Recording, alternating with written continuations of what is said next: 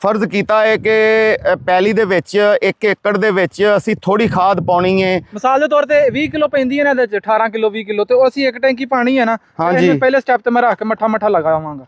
ਹਾਂਜੀ, ਤੇ ਅਸੀਂ ਉਹ ਪੂਰੀ ਪੈਲੀ ਦੇ ਵਿੱਚ ਪੂਰੀ ਕਰ ਲਾਂਗੇ। ਕਰ ਜੇਗੀ ਪੂਰਾ, ਕਿਉਂਕਿ ਮੈਂ ਇਹਨੂੰ ਕਾਫੀ ਚਲਾ ਕੇ ਦਾ ਐਕਸਪੀਰੀਅੰਸ ਕੀਤਾ ਹੈ। ਠੀਕ ਹੋ ਗਿਆ, ਚਲੋ ਖਾਦ ਪਾਓ। ਇੱਕ ਚੀਜ਼ ਹੋਰ ਹੈ ਮੈਂ ਤੁਹਾਨੂੰ ਦੱਸਣਾ, ਮੈਂ ਇਹਦੇ ਵਿੱਚ ਹਾਂਜੀ ਇੱਕ ਤੇ ਹੋ ਗਿਆ ਦਾ ਬਟਨ, ਹਾਂ ਅਸੀਂ ਇਹਨੂੰ ਔਨ ਕਰਾਂਗੇ ਤੇ ਇਹ ਘੁੰਮਣਾ ਸ਼ੁਰੂ ਹੋ ਜਾਏਗੀ। ਹਾਂ ਲੇਕਿਨ ਇਹਦੇ ਵਿੱਚ ਇੱਕ ਪੱਖੇ ਵਾਲਾ ਆਪਸ਼ਨ ਵੀ, ਜਿਵੇਂ ਉਹ ਹੁੰਦਾ ਨਾ ਉਹਦਾ ਕੰਟਰੋਲਰ, ਹਾਂ ਅਸੀਂ ਇਹਨੂੰ ਇੱਥੋਂ ਆਪਣੀ ਮਰਜ਼ੀ ਦੇ ਮੁਤਾਬਕ ਕਰ ਸਕਦੇ ਹਾਂ। ਸਪੀਡ ਥਰੋ ਜ਼ਿਆਦਾ ਘੱਟ ਜ਼ਿਆਦਾ ਵੱਧ। ਮੈਂ ਇਹਦੇ ਤੋਂ ਤਕਰੀਬਨ 1 ਸਾਈਡ ਰੋਡ 50 ਫੁੱਟ ਹੁੰਦਾ, ਮੈਂ ਰੋਡ ਦੇ ਉੱਤੇ ਵੀ ਖਿਲਾ ਰਹੀ ਹੈ, 50 ਫੁੱਟ ਇੱਕ ਪਾਸੇ ਵੀ ਗਈ ਹੈ।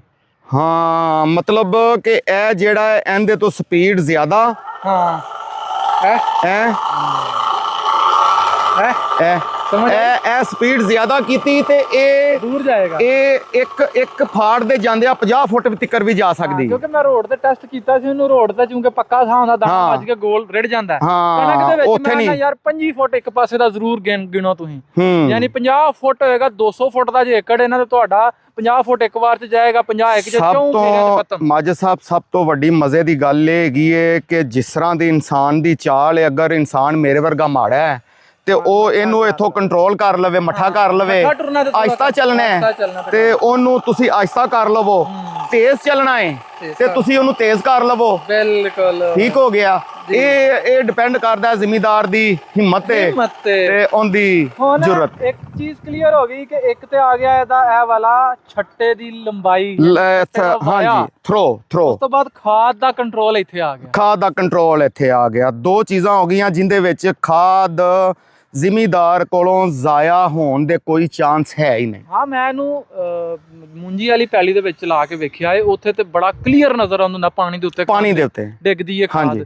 ਉਸ ਤੇ ਵੀ ਅੱਛਾ ਬੜਾ ਰਿਜ਼ਲਟ ਸੀ। ਮੈਂ ਪਿਛਲੇ ਸਾਲ ਕਣਕ ਤੇ ਆਪਣੀ ਜ਼ਾਤੀ ਕਣਕ ਤੇ ਇਹਨੂੰ ਫਿਰ ਦੂਸਰੀ ਮੈਂ ਕਿ ਇਹ ਸੋਚ ਏ ਕਿ ਪੈਲੀ ਕੱਦੂ ਵਾਲੀ ਪੈਲੀ ਮੂੰਜੀ ਦੇ ਵਿੱਚ ਚੱਲਣਾ ਬੜਾ ਮੁਸ਼ਕਲ ਹੁੰਦਾ ਹੈ। ਤੁਸੀਂ ਇਹਦੀ ਥਰੋ ਜਿਹੜੀ ਏ ਉਹ ਤੇਜ਼ ਕਰ ਦਿਓ ਤੇ ਪੈਲੀ ਦੇ ਵਿੱਚ ਜਸਟ 4 ਚੱਕਰ ਆਓ ਤੇ ਤੁਹਾਡੀ ਪੈਲੀ ਕਲੀਅਰ। ਇਹ ਸਭ ਤੋਂ ਮਜ਼ਾ ਖੂਬੀ ਜਿਹੜੀ ਏ ਉਹ ਇਹ ਵੇ ਕਿ ਕੱਦੂ ਦੇ ਵਿੱਚ ਚੱਲਣਾ ਜਿਹੜਾ ਹੈ, ਪਾਣੀ ਦੇ ਵਿੱਚ ਚੱਲਣਾ ਬੜਾ ਮੁਸ਼ਕਲ ਹੁੰਦਾ ਹੈ। ਫਿਰ ਦੂਸਰਾ ਲੋਡ ਲੈ ਕੇ ਖਾਦ ਲੈ ਕੇ, ਔਰ ਉਹ ਮਜ਼ੇ ਦੀ ਗੱਲ ਹੈ ਕਿ ਦੱਸਾਂ ਮੈਂ ਇਹਦੇ ਵਿੱਚ ਜਦੋਂ ਅਸੀਂ ਬਰਸਾਤ ਦੇ ਵਿੱਚ ਜਾਂ ਗਰਮੀਆਂ 'ਚ ਖਾਦ ਪਾਣੀ ਨਾ, ਯੂਰੀਆ ਤੇ ਪਾਣੀ ਵਾਲੀ ਵੀ ਹੋ ਜਾਂਦੀ, ਕਿਸੇ ਵੇਲੇ ਨਮੀ ਵਾਲੀ ਹੋ ਜਾਂਦੀ। ਹਾਂ ਹੋ ਜਾਂਦੀ, ਉਹ ਵੀ ਖਿਲਾਰਦੀ ਹੈ। ਚਲੋ ਇਹ ਜਿਹੜੀ ਬਾਤ ਇਹ ਸਾਰੀ ਪਾਉਣੀ ਹੈ ਸਾਜਦ, ਇਹ ਨਾ ਜਿੰਨੀ ਸਾਰੀ ਤੇ ਨਹੀਂ ਪੈਣੀ ਹੋਣੇ ਤੇ ਜਾਂ ਤੇ ਮੁੱਕ ਗਿਆ ਕੰਮ। ਦੁਬਾਰਾ ਖਿਲਾਰ ਦੇ ਨਾ, ਇਹ ਇੰਜਨ ਨੂੰ ਖਿਲਾਰ ਦੇ ਦੂਸਰੀ ਸਾਈਡ ਤੇ।